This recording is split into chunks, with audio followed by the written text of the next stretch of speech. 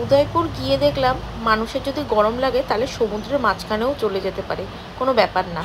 High বন্ধুরা, আমরা এখন গরিবসের গোয়াতে যাচ্ছি।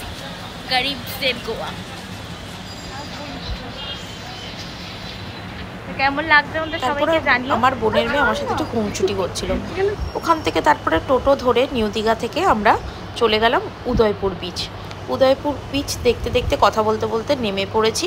এই দেখো, নেমে পড়ার সাথে সাথেই কত রকম খেলনা, চশমা, টুপি, জলের বোতল, নানান ধরনের দোকান রয়েছে।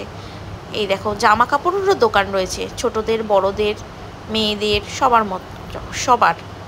তো তারপরে হাঁটতে হাঁটতে চলে গেলাম সামনে। আরও সামনে যেতে যেতে এই দেখো, দরজার সামনে ঝোলায় না শঙ্খের ঝালর, এগুলো দেখলাম, কি সুন্দর বলো।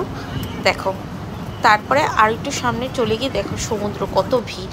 এবার নিচে নেমে একটুখানি আমরা ফটো ভিডিও নিয়ে নিলাম, যে সবাই কি সুন্দর নিজেদের মতন উপভোগ করছে সময়টাকে।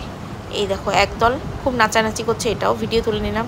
যেতে যেতেই সুন্দরীর সাথে দেখা, ওকে আদর করে তারপরে আমরা চলে গেলাম আমাদের নেক্সট দোকানে।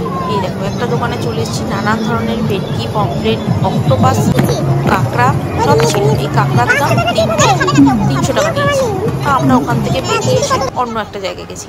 এই দেখো 5টা কাঁকড়া আমাদের দিয়েছে 300 টাকায়। তা স্টল নাম্বার হলো 121। এখানে তোমরা সবাই যাবে, খুব ভালো দোকান। আর দিদিভাই কথাবার্তা খুব ভালো, খুব। আর আমাদের কাঁকড়াটাকে সুন্দর করে ধুয়ে তারপরে ভাজবে, কারণ আগেরটা যাদের অর্ডার ছিল তাদেরটা করছিল। দিদিভাইকে জিজ্ঞেস করতে দিদিভাই বললো ওখানে পেঁয়াজ, আদা, রসুন বাটা আছে, সেটা দিয়ে আর মশলা দিয়ে আর টমেটো সস দিয়ে কষিয়ে দেবো। আমি বললাম বাহ, ভালো কথা। তো এই সব দেখার পরে একটু হাইজিনিক মেনটেন করলে হবে না। যারা হাইজিনিক মেনটেন করো তারা একটু দূরেই থাকো, যারা খেয়েছো তারা জানো এর কত টেস্ট। তো সেই মুহূর্তটা চলে এলো যে একটা মানুষ গরম লাগলে সমুদ্রের মাঝখানেও যেতে পারে, ওই দেখো। তো এটা নিয়ে আমরা হাসাহাসি করলাম। যাই হোক, আজকে এই পর্যন্ত।